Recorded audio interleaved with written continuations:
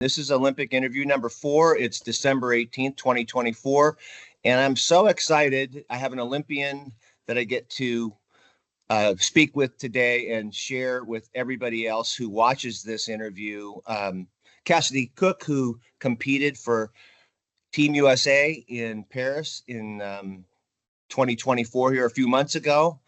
And she and her diving partner in synchronized diving, Sarah Bacon, had a very, very good run. Things came together. It only took 25 years, right, Kassidy?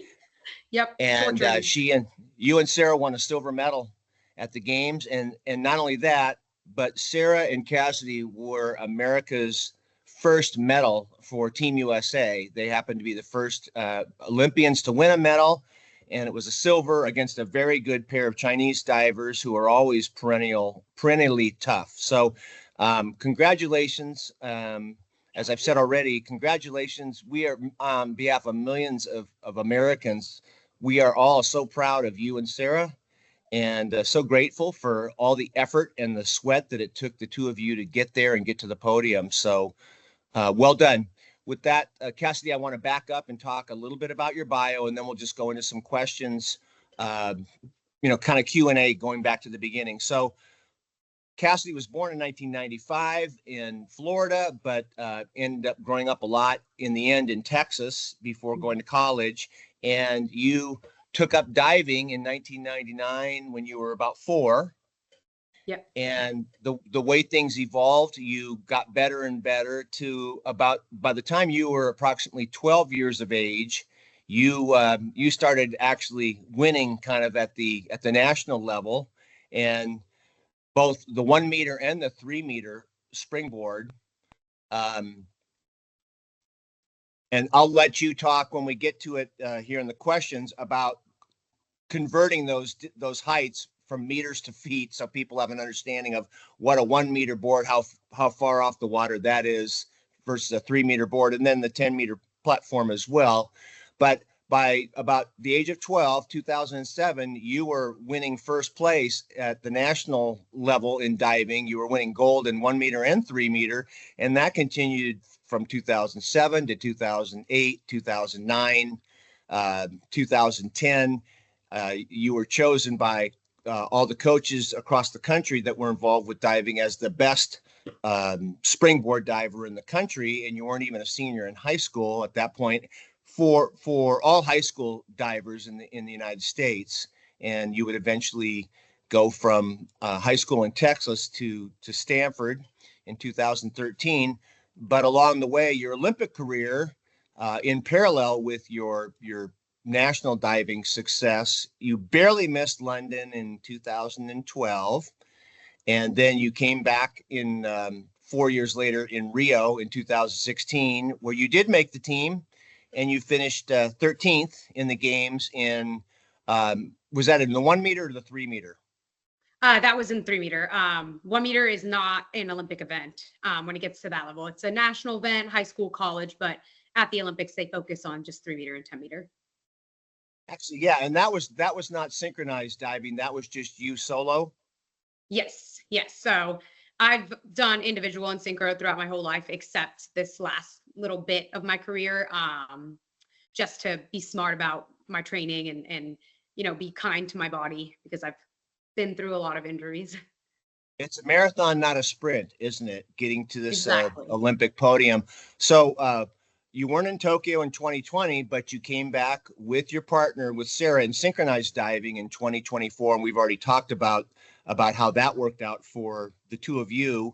I want to just pull up a picture here of the two of you, one of a few pictures that I found in the public domain that was so fun to see the two of you with your medals. Hold on here. Fun. That's pretty good. I've got even more cute pictures after that. But again, just what a great moment. And right at the beginning, the first medal for our country, the first medals for our country. And those are two happy divers right there. Yes. I remember that picture. My cheeks were hurting from smiling so much. I can only imagine. There are a lot of great pictures of the two of you.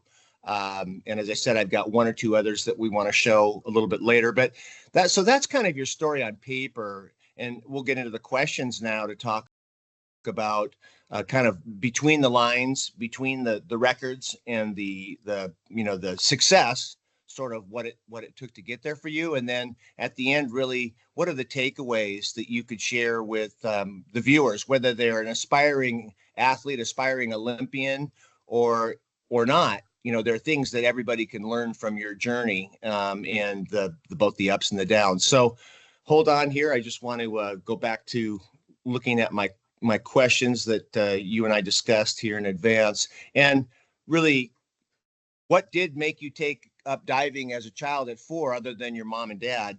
How would you describe your level of interest when you started? Did you naturally like it right away? Yeah, I mean, I think diving was a really fun sport to do when I was young. I grew up the 5th of 6 children in my family and in South Florida, and my mom, to keep us entertained and active, put us in a bunch of different activities when we were younger, different sports, different types of arts. And diving happened to be one of them that she put my older siblings in, and it stuck with them. My older sister actually dove at Purdue University, but I was basically raised on the pool deck, going to my older sister's competitions.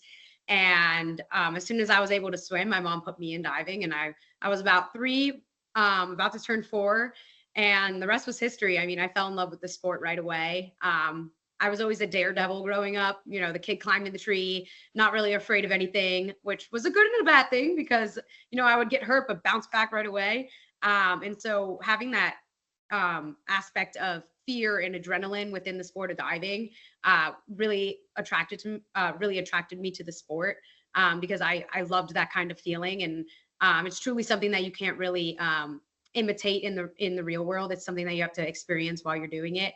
And so that's what really drove me into diving. I played other sports as well, but diving was the one that stuck with me throughout my life.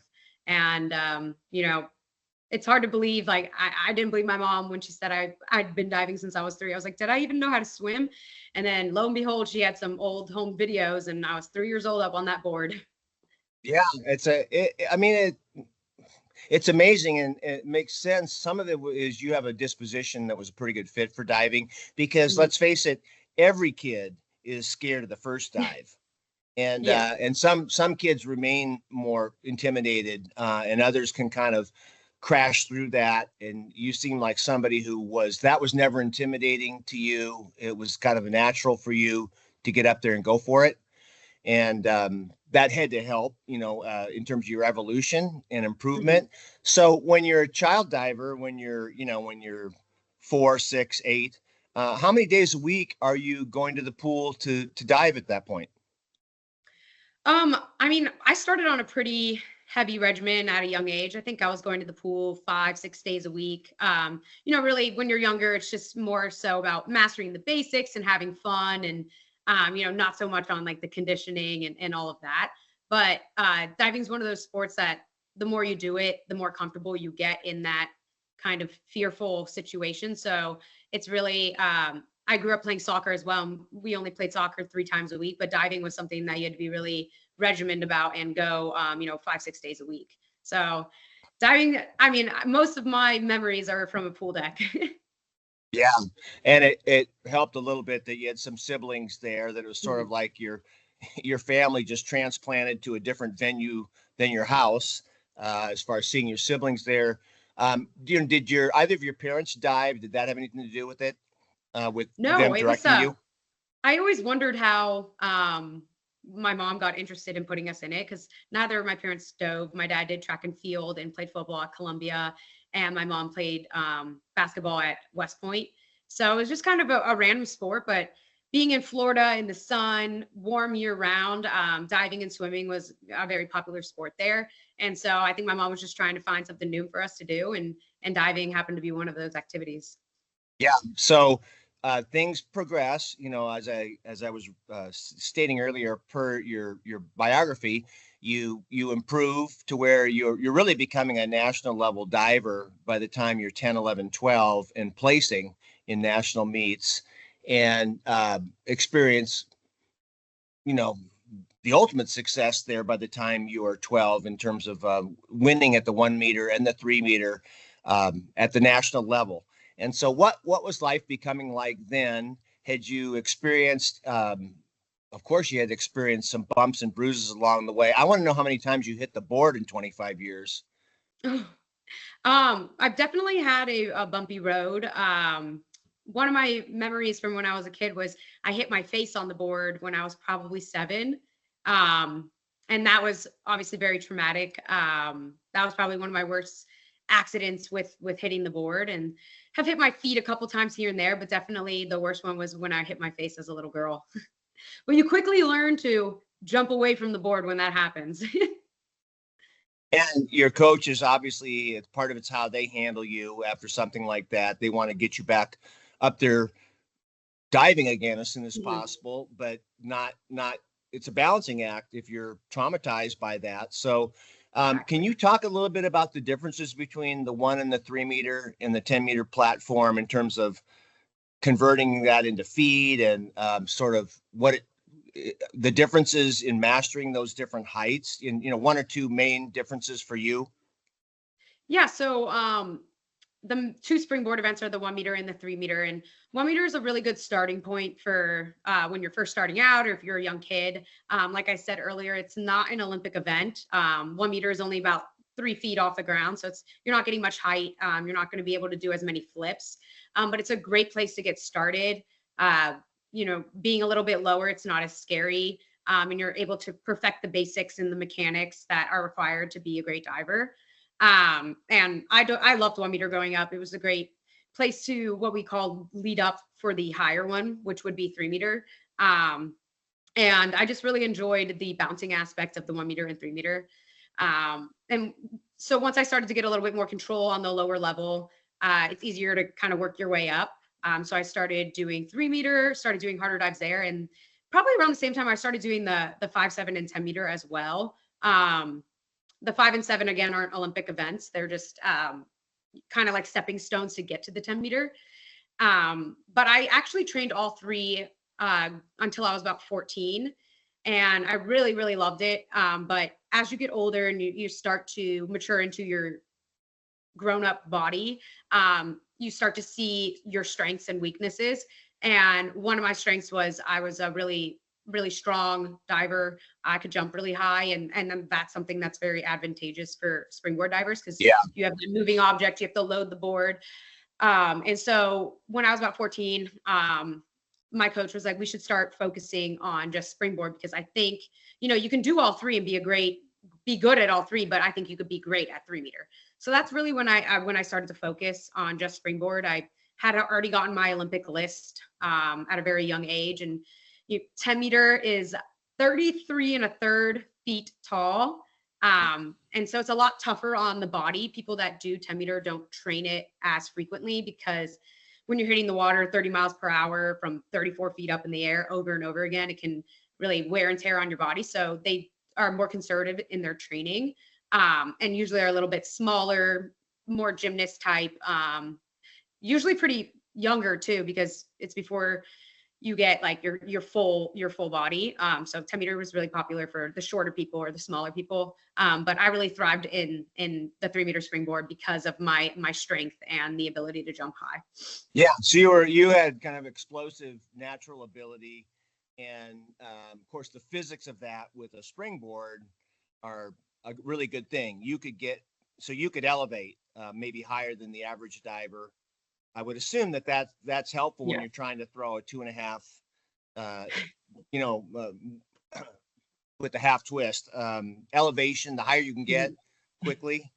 But with synchronized diving, of course, it's all about matching your partner too. You and Sarah, and I watched a lot of your Olympic footage, and it's just remarkable what mirror images the two of you are, and that's what it takes to basically medal. Is you've got to be perfectly coordinated, and then the whole thing about entry into the water and minimal wave or wake.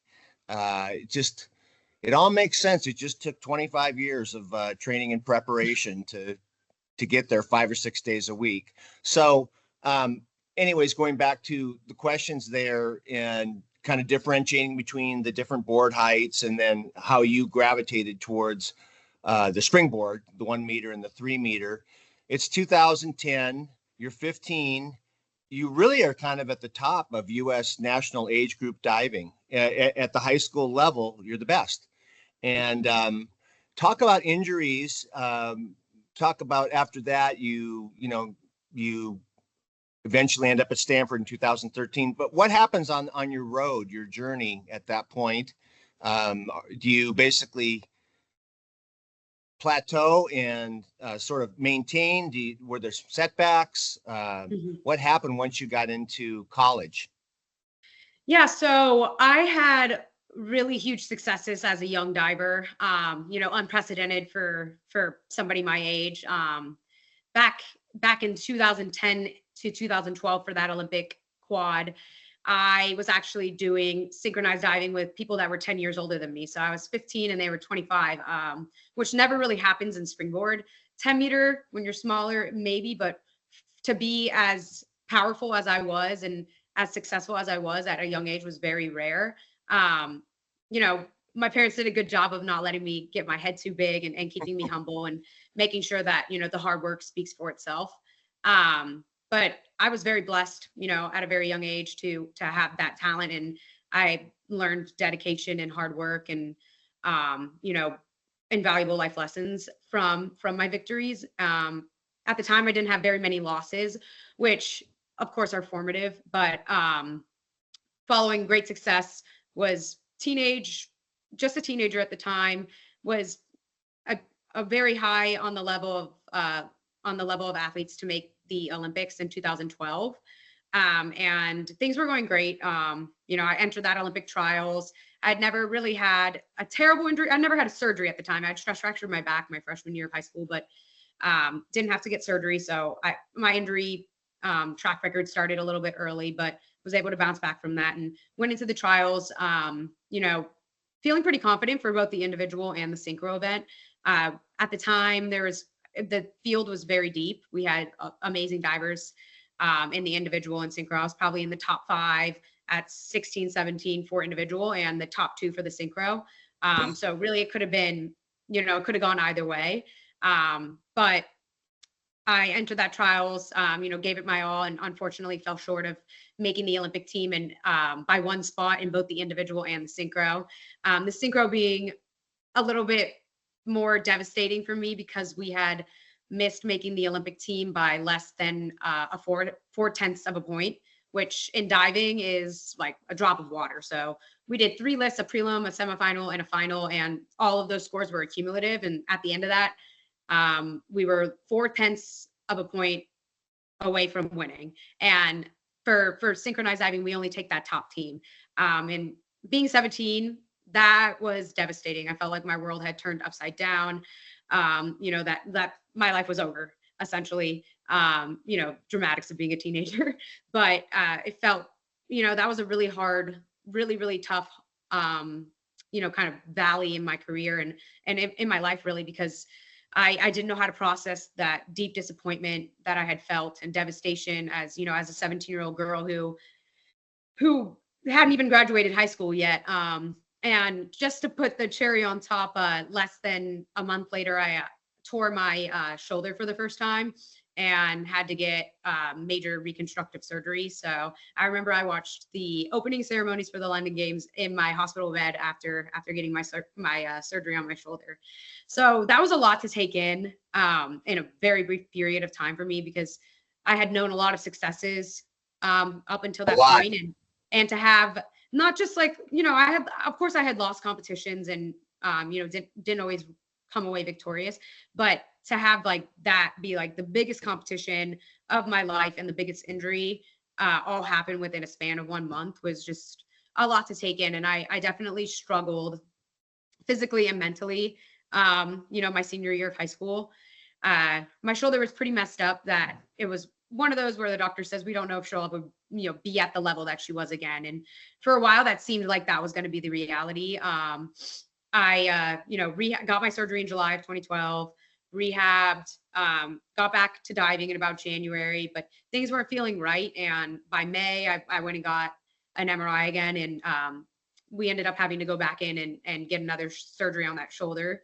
So 2 major shoulder surgeries within less than a year. After being at the top of my game, I basically was away from diving for that entire year, and had just accepted my full scholarship to Stanford. And so I kind of had a little panicking moment. Like, am I ever going to get back to that level? Am I just going to be one of those people that, excelled at a young age, but never really reached their full potential? Like I always had this fear of being a has-been, but being a has-been at 18 years old, which was just devastating for me, because I knew that I could accomplish so much more. So that led me into my freshman year of college at Stanford. Still, kind of dealing with shoulder issues, but also just like, the mental and physical effects of everything that had happened to me in that year. So I really did struggle my first year of college with finding the love of diving again, and feeling comfortable in my body and feeling strong. And I was like, maybe this is just it. Maybe I'll just be a college diver, which is a great accomplishment for any athlete. But for me, I had set myself these really high expectations since I was 6 years old to make it to the Olympics. And then not only to make it, but to medal. And to feel like I had to give up on that dream just was really a really tough pill to swallow. So I did struggle through my freshman year of college, with a little bit of identity, little bit of, mental, and a big change again, like moving away from home, being on my own, brand new coach. But thankfully, I had a great coach there, great support system. And by the time my sophomore year came around, I knew I started to feel better. I started working with a physical therapist at Stanford that really changed my shoulder for the better at the time. It was like a program that I hadn't done before, or I'd never seen it, and it really made a difference. So my shoulder started to feel healthy. I started to get my dives off again, started to feel like that confidence and that spark of my personality come back. And that's when I decided, okay, I think I can do this. Like, I know I can do this. I just have to set my mind to it, stay healthy, stay on track of everything. And in order for me to do that, I knew that I would have to focus solely on diving and not the academic pressures from Stanford. So I decided to take a gap year for my sophomore year, and move back home to train with my coach that I had grew up diving with, just because I knew that he knew me the best. He'd known me since I was a little girl. He knew my style. He knew, how to coach me. One big thing about transitioning into college sports is that you're leaving a coach that you potentially have been with for your whole life, and having to step into a brand new scene. And I did great with my Stanford coach, but it didn't feel like it was going to be what was best for me, because I knew that my coach back home, he was into 5 Olympics, 3 as a coach, and 2 as an athlete. And I just knew that he could get me to where I needed to be. And that prompted my decision to take that gap year from Stanford in the 2015-2016 school year. And thankfully that worked out in my favor. Went on to qualify for the Rio Olympics, which was awesome. But kind of just, it was a very non-linear path to get where I was. Like, if somebody had seen my track record in 2011, 2012, they would have been like, oh, this girl's gonna, medal at this Olympics. But fast forward to 2014, 2015, I'm sure there was a lot to talk about how, my career was basically done at that international level. But I never doubted myself. I had my doubts, but I never fully gave up on myself. And I think that's all those events that had happened really like fueled the fire within me. Yeah. So let's stop and bookend that, what you just said, just to rehash or summarize. So you had that injury your senior year of high school, and essentially you had 24 months of 2 years roughly before you got back to some kind of form. If I'm doing the math right? Middle of your sophomore year, you're sort of beginning to feel like the old Kassidy. And then you have to make a decision to take a gap year.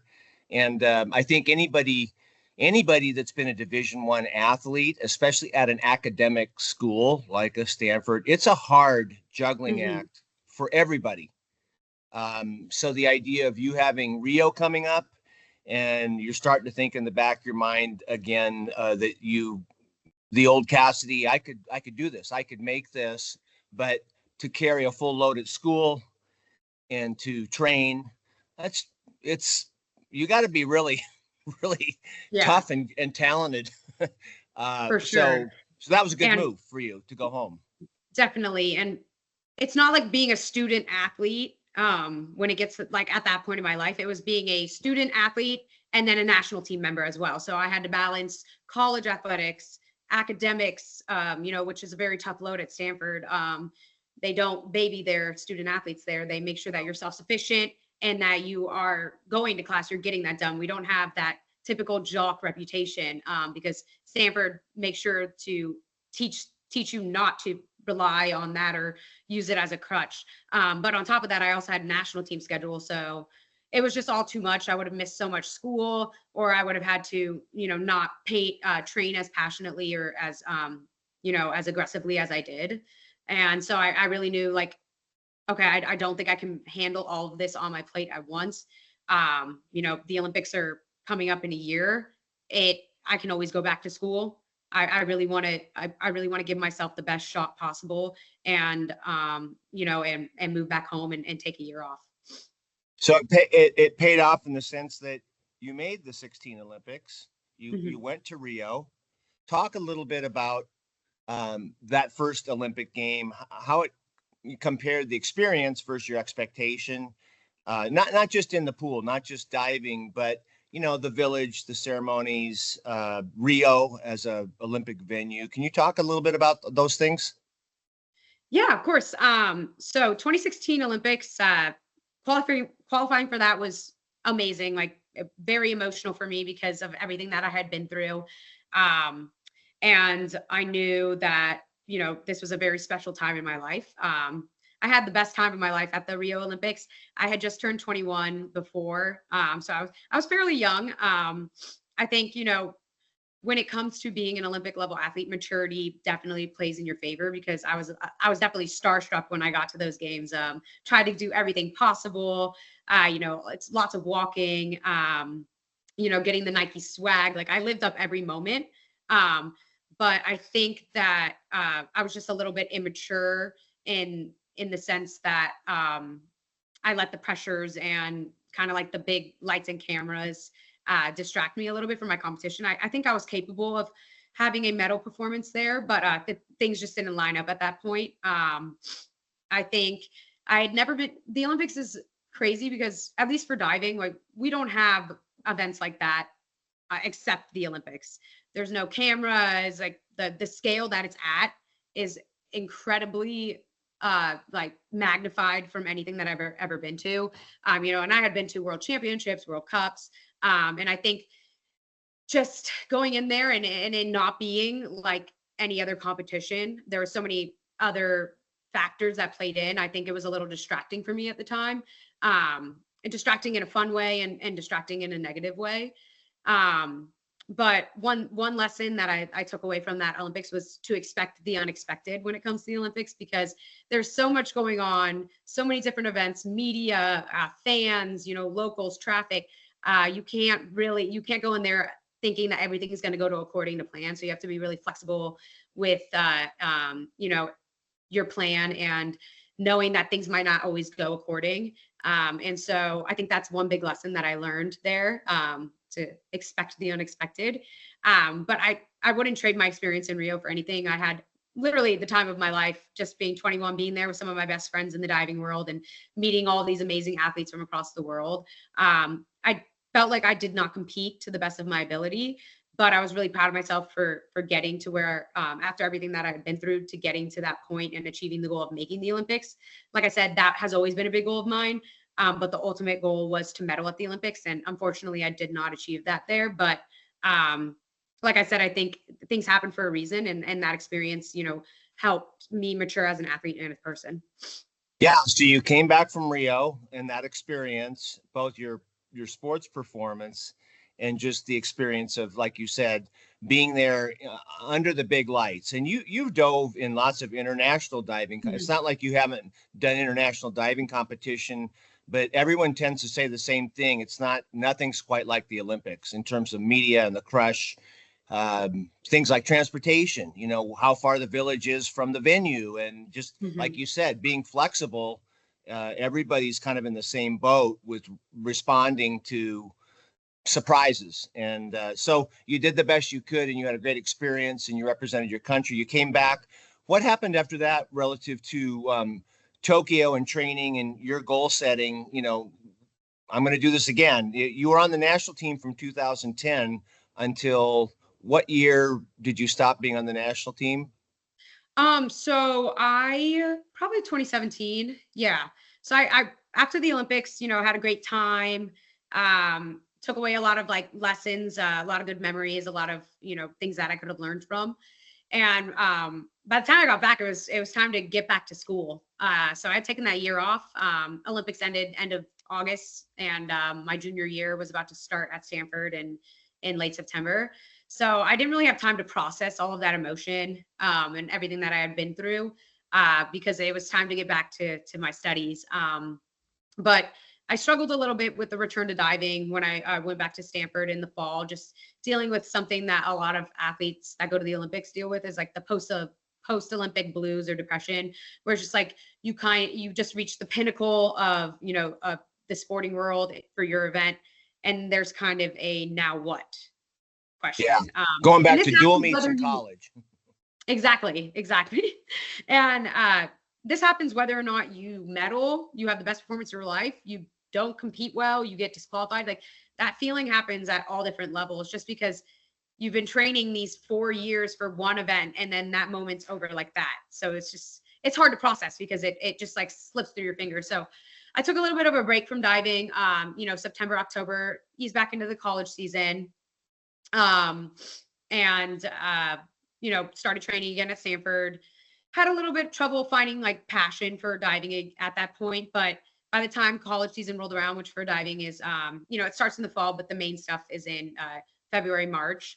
I was back to really good shape. Made the NCAAs, got top 3 finishes. We won the NCAA championship that year, and things were going great. I was gearing up to go to the World Championship qualifiers for Team USA for USA Diving, which were going to be in Budapest that summer, and started to feel a little bit of pain in my shoulder again, and pushed through it.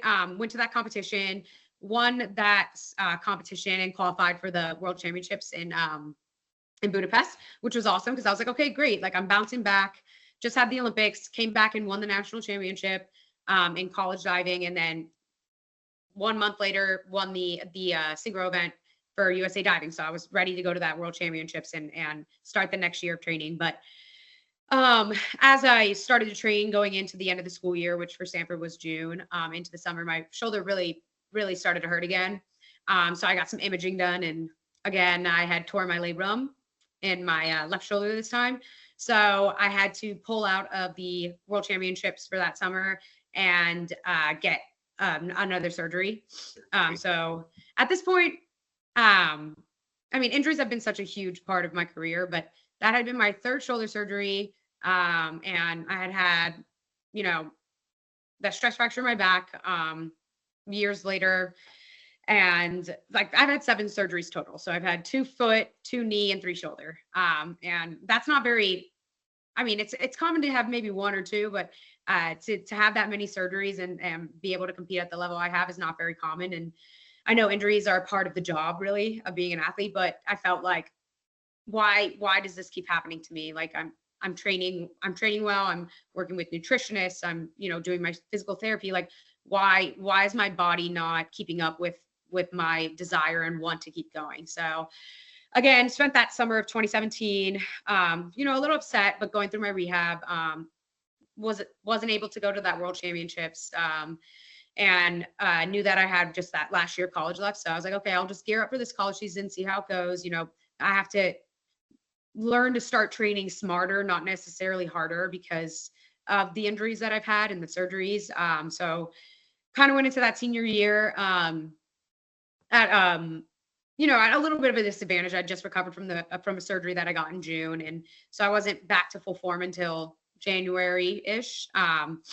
But then my back started to hurt. So my college season, I had to cut it short a little bit, but ended up making the NCAAs that year as well. And we won that national championship in 2018 as well, which was an awesome end to my college career, walking away with the 2 2 national championships with Stanford women's swimming and diving.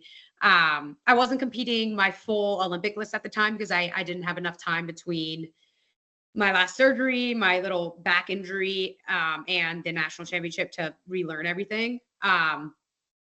But was able to pull through and help my team achieve that first place finish.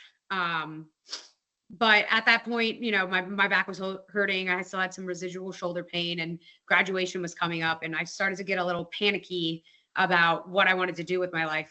Being at Stanford, you're surrounded by greatness. Like, I was having friends that were going on to medical school, or like Harvard Business School, were working for Google, or starting their own company, and joining that startup culture in San Francisco. And I was like, in my head, I know it's not true now, but I was like, what am I going to do? Like, it's not like I'm going to I don't make money as a diver. Like, that's one of the fallbacks of being an Olympic athlete. You do it because you love it. We're not raking in the riches like, the NBA and NFL stars. And so I had that kind of like looming feeling of, what do I do after graduation? Like, I won't be able to support myself if I keep diving. Like, I'm gonna have to move back in with my parents, and all my friends are starting this next chapter of their life. And so I started interviewing for jobs in the Bay Area, because I was like, my body seems to be failing me. It's telling me that I need to at least take a break, maybe be done. And I have a lot to be proud of. I was telling myself, I made the Olympics. That's always been a goal. I'm many-time national champion for, national level and collegiate level. And I was like, I need to get some real world experience. So ended up interviewing during that last bit of my senior year, and accepted a job at 23andMe, which is a genetics company in Silicon Valley. So I worked, I was like, okay, so at least I'm going to take a break. I didn't officially announce I was retiring, but, graduating college, I was going to be 22. I was like, all I have on my resume right now is diving accolades and, obviously academics as well. But I was like, if I go another 4 years, I'm going to be 26. And then who's going to want to hire a 26-year-old with no work experience? And these were thoughts that were going through my head. I know that there's invaluable lessons that sport can teach you, and that it doesn't always, the negative thoughts didn't always, reflect who I was and my capability in the work world. But I was super excited to kind of start that next chapter.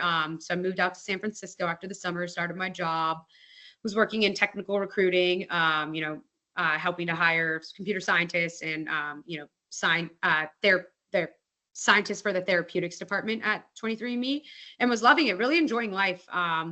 At that point, I was like, I don't know. I mean, I'm pretty happy right now. I'm building a successful career. Like, I've done so much with my diving, and I mean, I would be okay if I hung it up. And I really credit being able to transition like that to the way that my parents raised me.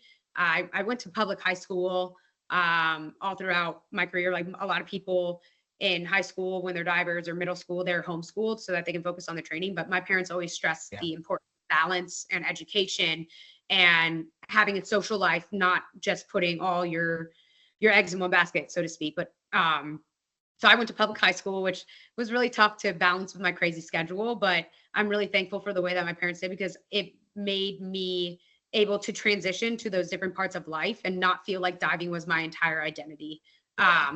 So I was so grateful for my parents, and so grateful for the way that Stanford, teaches their student athletes to be self-sufficient, to handle your business on the field, off the field, in the classroom. And I was able to apply that to my life. So come probably April 2019, I was just watching some of the diving competitions that were going on, and I was like, I mean, I think I could beat these girls still. Like, I think if I gave myself a chance, I think I could beat these girls. So I started playing around with that idea of returning to diving.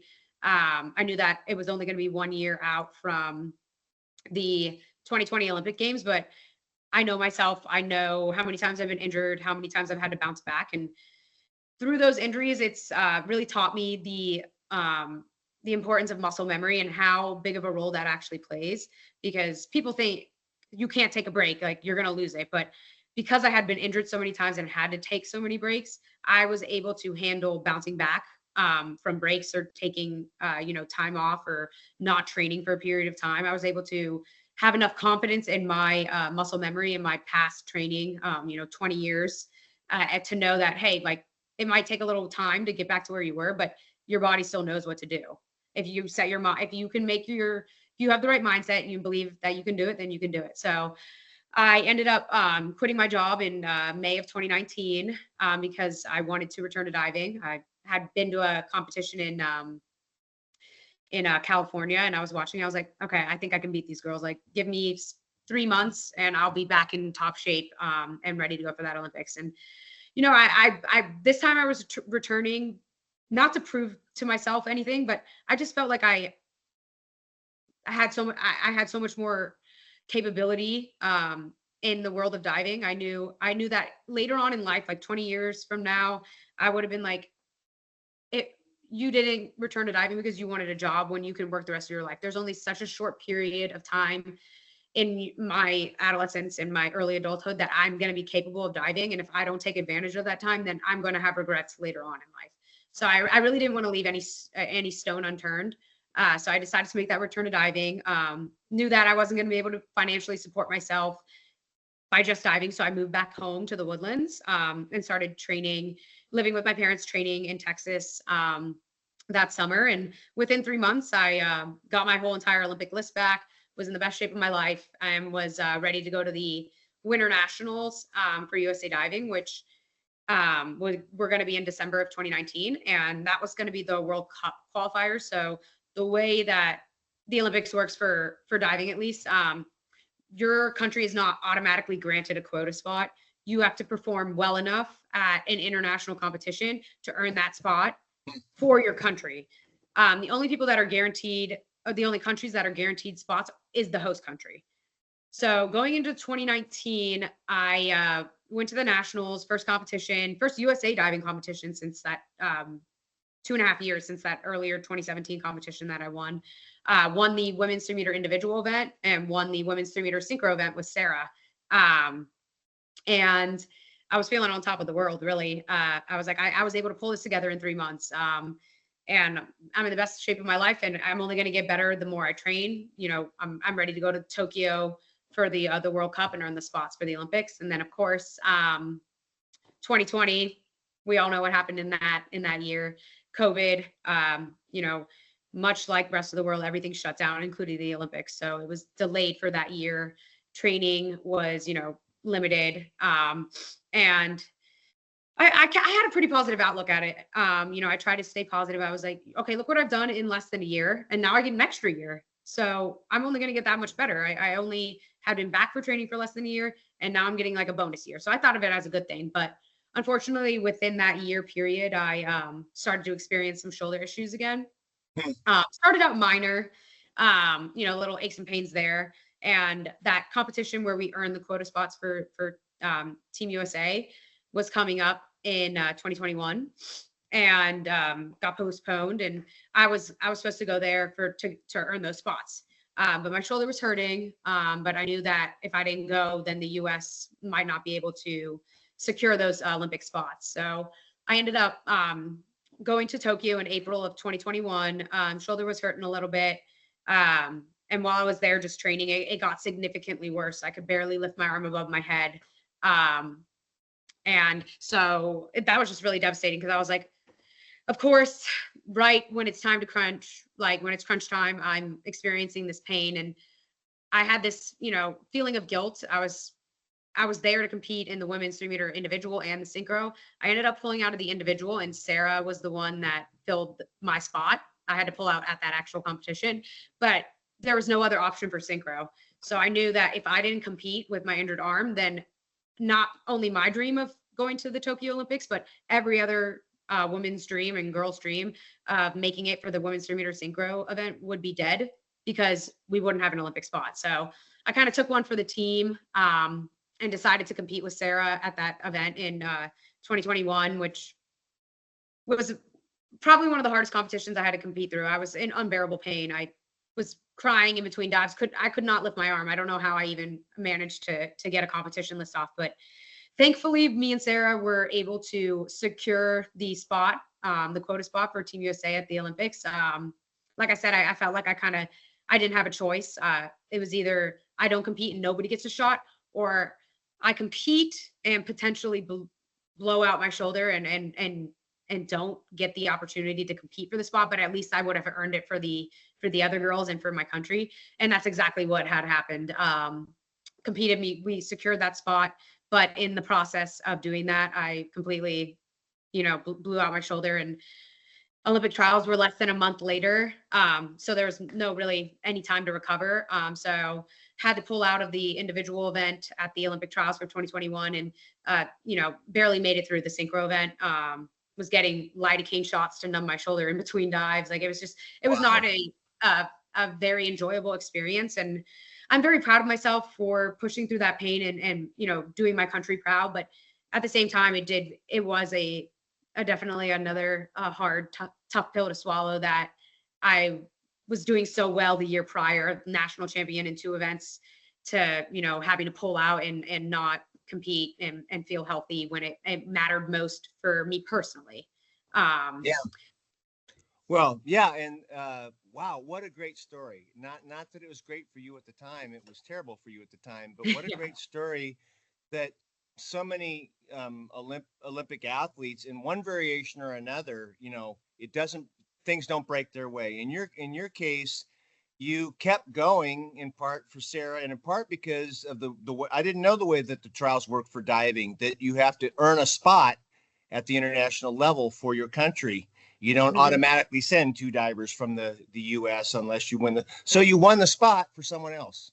Exactly. So for diving, just if you earn the country your quota spot, that doesn't necessarily mean that it's your personal spot. So this has happened, it happens a couple times, but just because me and Sarah won the country the spot doesn't mean that we were the team that was going to get sent. We had another competition, our Olympic trials. It's kind of a crazy process, but that one competition, the Olympic trials, is the only one that comes into consideration when they send a team to the Olympics. So if you're sick, if you're injured, if you're just having an off day, that it really does suck for you, because that's the only competition that matters. And it just so happened that, I was injured at that competition. So even though I was the team to get that Olympic spot, because I did not compete at the Olympic trials or win the Olympic trials, I was not able to be the one that they sent. Well, let's fast forward to 2024, when things worked out a little bit more positively. And I'm going to share, again, a picture that I just love that I found of you and Sarah. There you are in action, the 2 of you. And obviously, we've already gone over how well Paris worked out for the 2 of you to win a silver medal, to win the first medal for Team USA, for your country. Just talk, we'll wrap up. I want you to talk about 1 or 2 things that were special for you about Paris, beyond the competition. As far as diving goes, what was your hardest dive that you and Sarah threw out of the dives that you selected? And then beyond diving, friendships, memories about Paris. And then let's wrap up with talking about life lessons, just kind of circling back to some of the stuff you talked about. For anybody that's listening to this, what are the takeaways for Kassidy Cook after 25 years of this journey? Yeah. So my synchro partnership with Sarah is so important to me, and it's one of the best things that's happened to me in my diving career. We got paired up together in 2019 when I returned to diving, and we'd known each other since we were 10 years old. One of my best friends in the sport. And, we dealt with that heartbreak in Tokyo 2020, AKA 2021. But we knew that we were capable of so much more. So when 2024 rolled around and that lead up, we knew that we wanted to go for it, and that it was really time not to just prove it to ourselves, but to everyone else that what we were capable of. So to be able to go to Paris and compete, one of our best lists together and end up on that podium together after everything that we had been through, truly is one of the most special experiences in my life. I look back on it and I rewatched those videos in the competition, and I mean, I'm nothing but, happy tears and smiles. Just knowing everything, all the sacrifices that have gone into my career, and getting this Olympic medal was, like you said, 25 years in the making, and to be able to do it with one of my best friends in the world by my side only made it more special. My whole family was there as well. all my loved ones. And I truly enjoyed sharing that experience with them, because I think one of the biggest things about getting to where me and Sarah have gone, getting that medal, is that it doesn't just take me and Sarah's hard work and sacrifice. It takes a village. It takes a lot of sacrifice and support from our coaches, our teammates, our hometowns, our loved ones, families, friends. Like, there's so many more aspects to it than just me and Sarah. And we had I think, the greatest village behind us. And that's really what kept us going, and really motivated us, and day by day, to get our training in, and to pursue this goal that, seemed like it might not happen. And I just had the best time of my life in Paris. First event of the Olympics, first medal. And then I was done. I got to watch all the other events, hang out with all Good point. these mates. Yeah. So like, first day, I unfortunately wasn't able to go to the opening ceremony because I was competing that next morning. And being the mature athlete that I am, I knew that rest was more important than, going to an opening ceremony. I had done that in Rio, and knew that it was a lot of time on your feet. It's very late transportation. And then I just got to hang out and really soak in that experience. And it felt like the culmination of all these obstacles and challenges I had faced and Sarah had faced throughout our careers finally just amounted to this amazing moment where we were up on that podium with our silver medals, and being able to share it with our families and our friends and our loved ones. And I've always said that it's not just my silver medal. I feel like it's everybody's, because there's so much more sacrifice and hard work. I'm the one that gets to wear it, and I'm the one that received it, but like there was so many people behind getting that medal. And I think that, that experience and everything that we've been through happened for a reason, and it formed me into the athlete and person I am today. And although it wasn't always a smooth and linear path, it was the one that I was meant to be on. And, I have a lot to be proud of. Would love to hear talk about beyond community. That's one takeaway was we don't do this journey alone, whether you're an Olympic diver or you're starting a new job or you've moved someplace. What were the other, elements that you would talk to people about for your journey, beyond community and doing it together with other people that you can lean into? Yeah.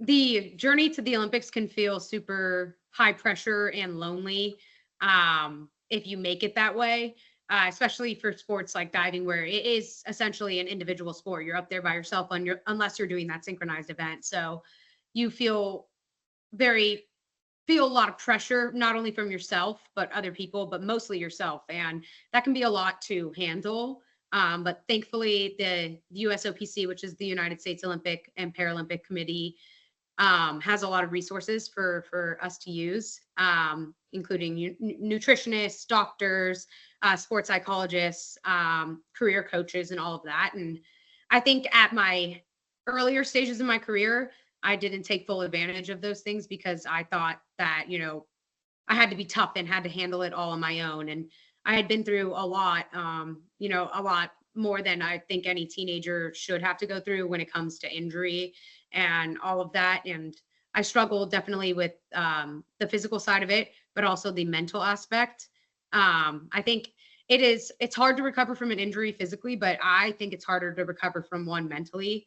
And until I was able to accept the fact that getting help doesn't make you weak, it makes you strong. I wasn't able to further my career, but thankfully, as the stigma around mental health and seeking help and being transparent about it kind of lifted, I felt more comfortable with taking advantage of those resources and working with the sports psych and, saying it's okay to not be okay and it's okay to have somebody help you. And that helped, with sports psychologists, but also the nutrition side of it.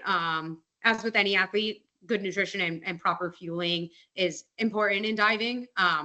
And I've always been a big eater. I love food, grew up in a big family. We love to have family dinners. And that was always something like I never thought too much about when I was younger about nutrition and body image and having negative self-talk. But as I got older, my body changed and I was going through these injuries and, struggling mentally and physically. And I felt like I lost a little bit of control over that. And at the time I wasn't using the USOPC's resources, but by the time college kind of rolled around, late teens, I struggled with my body image and eating habits for that first half of college. And, tried to restrict too much and, then would binge eat or, stray off the thing. I had an all or nothing mentality. Like I have to be perfect, or I had a bite of a cookie, I might as well have the entire dozen. And but thankfully, had a couple talks with people at Stanford and with the nutritionists and experts that they have at the USOPC, and spend years of working with them and educating myself through what they sent me, and helping to form like a really well balanced diet and mental health regimen. I was able to kind of lock that down, and I've been good with that stuff for years now, probably almost a decade, of being able to ask for help and not trying to take all that pressure on myself, bringing in that village that I talked about to help support me. And through those lessons, I've learned so much about nutrition, and I love that kind of stuff, and I love the sports psychology aspect. And I've learned that too much restriction and overthinking the diet and nutrition can lead to more negative relationships with food. And so I eat what I want and what I crave and what I know will make me feel good. And I would say now that I'm older and I've been doing this for so long, 80% of the time, 90% of the time, that's good choices. Whole foods, health foods, proteins, fruits, vegetables, the occasional ice cream and cookie there. Like I said, I don't like to deny myself anything because I know from experiences in the past that doesn't always work out mentally for me. And I also learned, one of the biggest things I learned is like supplementation can be super useful, especially when it's done correctly. And that's something that I've worked with nutritionists and sports med people with, finding that right supplementation for bringing your game to that next level. With all my injuries and soft tissue and ligaments and all the stress that, not only myself, but all athletes put on their bodies, supplements can really come in and help. And especially if you're doing it correctly. And that's kind of what has inspired me for like this next chapter of my life, to be a co-founder of a company called Evolve Nutrition that we launched in April. And it is a supplement company that I helped found. And we specialize in a protein powder right now, just brand new, but it's NSF certified. It's whey collagen, a whey collagen blend. And I think that all the lessons that I've learned and my passion through sport has really kind of led me into my next passion in life, which is to help other people.